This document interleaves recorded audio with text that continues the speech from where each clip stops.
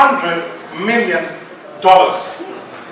That's how much the world is going to lose on May the 13th, 2016. Now, I'm not making any sorts of predictions here. That's a statistic produced by the Center for Stress Management in the United States. It's believed that on Friday the 13th, businesses around the world every year lose close to $1 billion in revenue. The number 13, as we all know, is a fear number.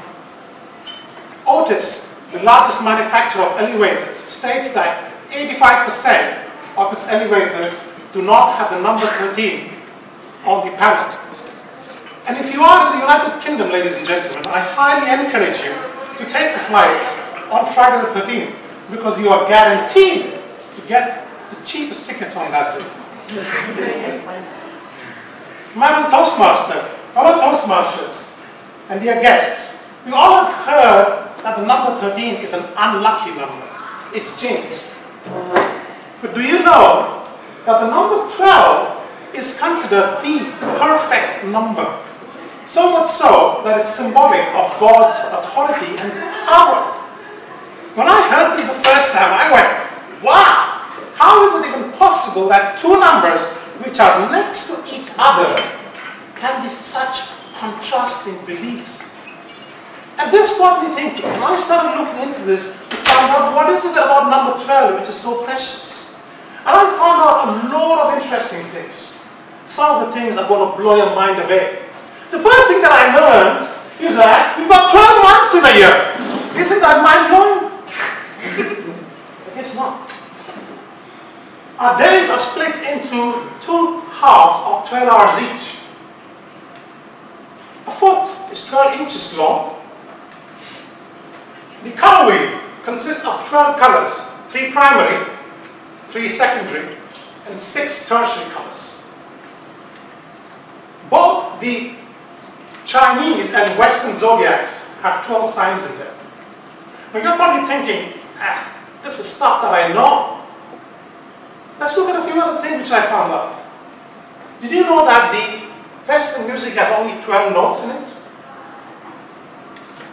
Did you know in the United States that they set up a jury, it comprises of not more than 12 members? Only 12 people have stepped on the moon till date. Talking about the moon, the Earth goes around the Sun in a matter of 12 months.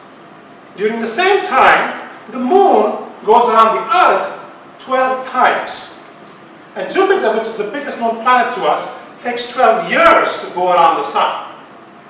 Now, number 12 is, got me thinking about this, and I said, where else is it actually influenced? I found out that there's a strong influence even in religion and mythology.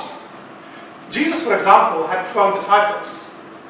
In the Bible, Jacob had 12 sons.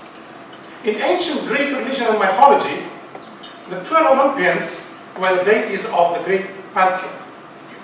In Shia Islam, there are 12 imams who are the followers of the Prophet Muhammad. It's also believed that Buddha had 12 disciples, and Buddhism talks about 12 stages of life. Now, as I kept discovering this, it got crazier and crazier. I found out a lot more things. For example, did you know that the flag of the European Union had 12 stars on it? Or that a diamond has exactly 12 edges on it? And that our own body has 12 different functional systems within us. The digestive system, the respiratory system, the reproductive system, and so on. Now, at some point, I told myself, that's enough. This is really getting crazy. What's with this number 12? Does it really have any relevance in my own life? And I started thinking about this. And ladies and gentlemen, what I found out is unbelievable. Let's have a look. That's me.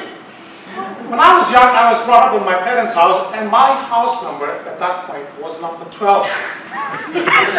I've been married to my beautiful wife here for the past 12 years.